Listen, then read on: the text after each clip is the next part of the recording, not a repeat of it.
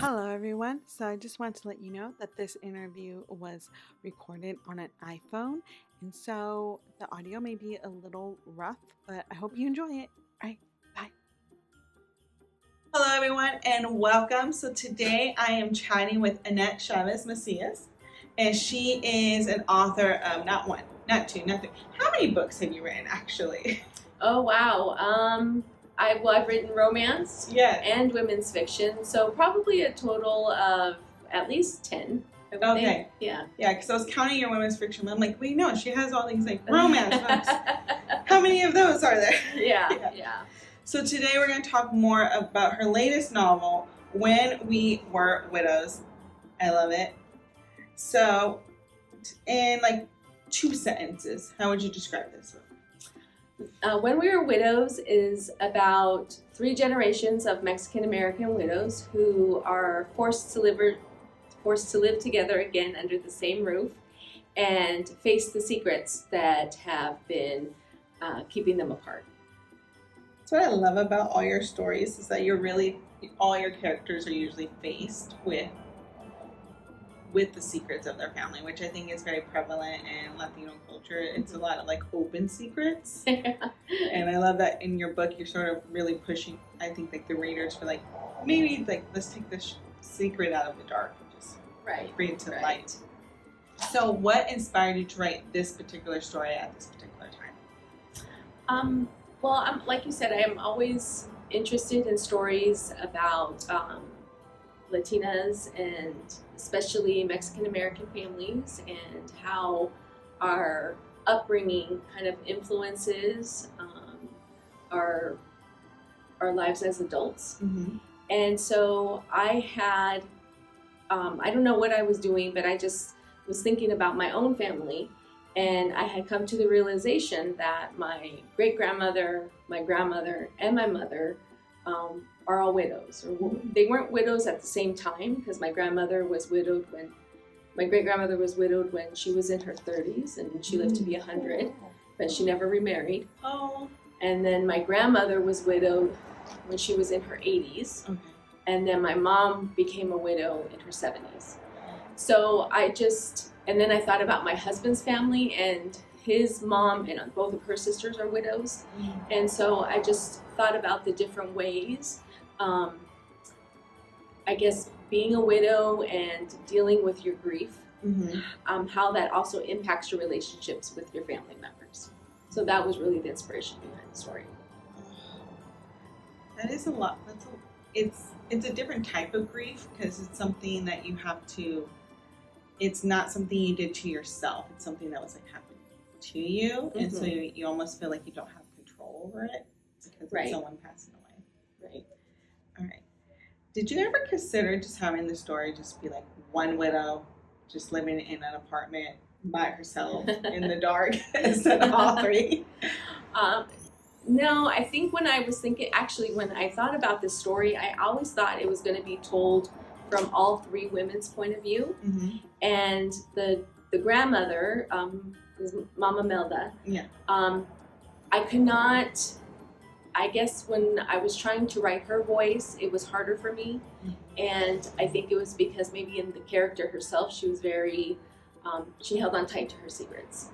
And so I remember talking it out with like my editor and with my agent, and I just came to the realization that it was better for me to tell the story the viewpoint between the mother, who is Anna, mm-hmm. and her daughter, Jessica. Mm-hmm. And then Mama Melda is there on the sidelines, and she, even though you don't get her point of view, mm-hmm. she's definitely a main character in the story, and you see her secrets come out in her interactions with the other 2. Mm-hmm. That's awesome. So, I guess, well, I don't want to give a spoiler. I'm just going to talk about but I won't talk about that right now. Okay. All right. So, how long did it take you to write this particular novel? Probably the first draft took me about maybe three months. Oh. So that's fast. I was thinking you were going to say like, no, the story stuck with me for 5 years. No, it's funny because I'm the type of writer who needs a deadline. Mm-hmm. And so if you don't give me a deadline, then yes, it's going to take me 5 years Yeah. to write a book. But if I have a deadline, then I'm a fast writer, but my process is to think about the story for a while before I actually start writing it. And then maybe I'll outline, and I like to call it by layering. And so my first draft I can write pretty quickly, but it's like bare bones. Yeah. So that's really what took me the 3 months. Okay. I'm curious about the publishing process a little bit. Is that do you pitch this story along with other stories to your agent and your editor, and they tell you which one maybe they want to see, or do you just tell them this is the story I'm writing right now? Yeah, so for this story, actually, it was one of, I think, maybe 3 story ideas that I had and we submitted to the publisher, and so they picked this one. Okay. Yeah, I'm just curious though. Like, so it's like, oh, like, do you get to just, at this point, because you're in so many books, I'm like, do you get just to write what you want to write? No, we give them options. Yeah. So how did you go about developing all 3 characters? So did you have a mood board? Were they inspired by people in your lives, or were there certain characteristics you really wanted each character to have? I think for me, the first character that really came through was the mother, so Anna. And that was because I could see her story in some people that I know where maybe it's either they lost a husband or they lost somebody else who was close to them, and they still kind of live, or they don't live because they almost feel guilty that they're still here and that person isn't.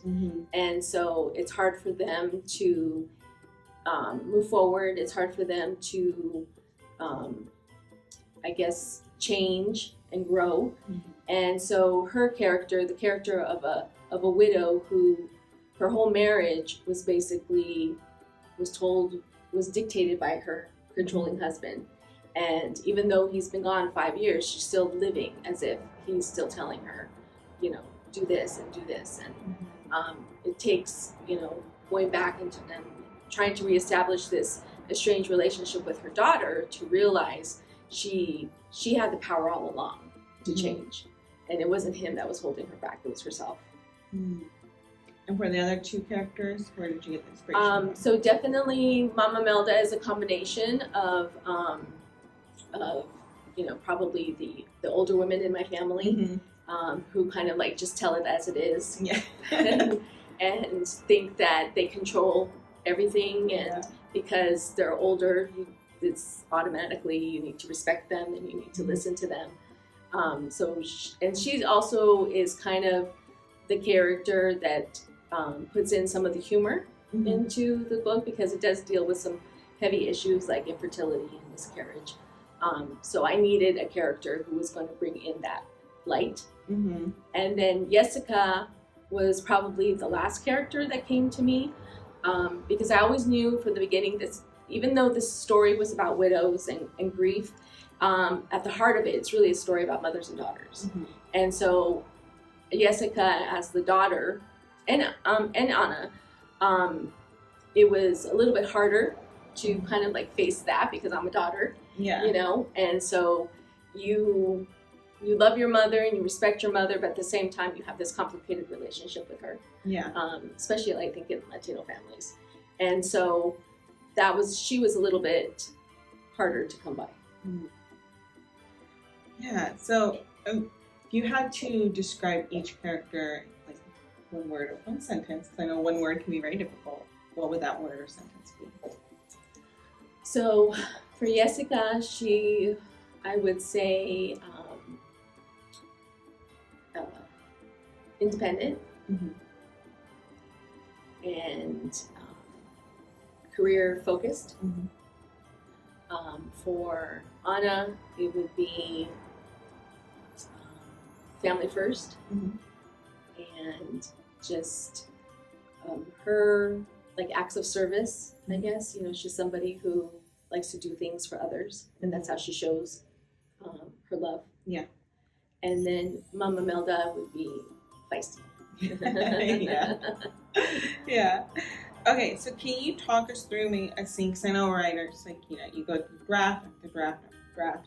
But was there one scene that maybe you had to rewrite like 1,000 times and like the final version is nowhere close to what you started off with? And how did you like go through the editing for that? I think for me, it was probably one of the harder scenes in the book. It's towards the end. And it was one of those scenes where, so I'm the type of writer where I don't write in order. I write. Neither do I. Everyone comes to me. Yeah, exactly. Yeah. Or what I feel like writing that day. So I'll jump around. Sometimes that means I write the end, first. Or, but this scene, I knew it had to happen. And so it was one of the very last scenes that I wrote because I had to really think about it, and I wanted to do it justice. And so I don't want to give too much away, but it's basically a scene where Jessica goes to go visit someone that she hasn't seen in a long time, and it's basically to say goodbye. So that was hard. Yeah, because it's those emotions, right. And as a writer, like you feel those emotions for your characters. Yes. Okay, so you've had Big Chicas Don't Cry, Too Soon for Adios, and this one. This is the third one. This is the third one. So these are all your women's fiction characters. These characters, who do you think you'll be friends with in the other books? Oh, let's see. Well, I definitely think that Jessica and When We Were Widows would be friends with Selena in Big Chicas Don't Cry because they kind of both are, are career driven. Yeah. And while they love their families, they don't need to necessarily be around their families all the time. Yeah. So I can see them definitely being friends and, going out to get a drink or something. And then, probably for Gabby in Too Soon for Adios, I could see her hanging out with Mari because from Big Chicas Don't Cry because Mari's a baker and Gabby's a chef, and so they would obviously have lots in common. Yeah. For talking about recipes and cooking and stuff. Because I was like, who would invite who to a dinner party? Right. All right. So the holidays are just around the corner. And people will be buying gifts, and I think books are amazing gifts. So what type of reader would love this book? If someone was looking to purchase this book for a friend. I think the readers who would enjoy When We Were Widows are readers who like heartfelt family dramas, as well as books that explore the topic of grief and moving forward. And also just anyone who likes a good story about women coming together and being there for each other. All right, thank you so much for joining me today. And where can people follow you, find you, and purchase your books? So I'm on Instagram as @authorannette, and I'm also on TikTok as @theromance_chica. And my website is www.authorannette.com. And my books are sold everywhere. Yeah, they are. All right, thank you so much, Annette, for being here today. Appreciate Thank you, Nicole. All right, bye, everyone. Bye.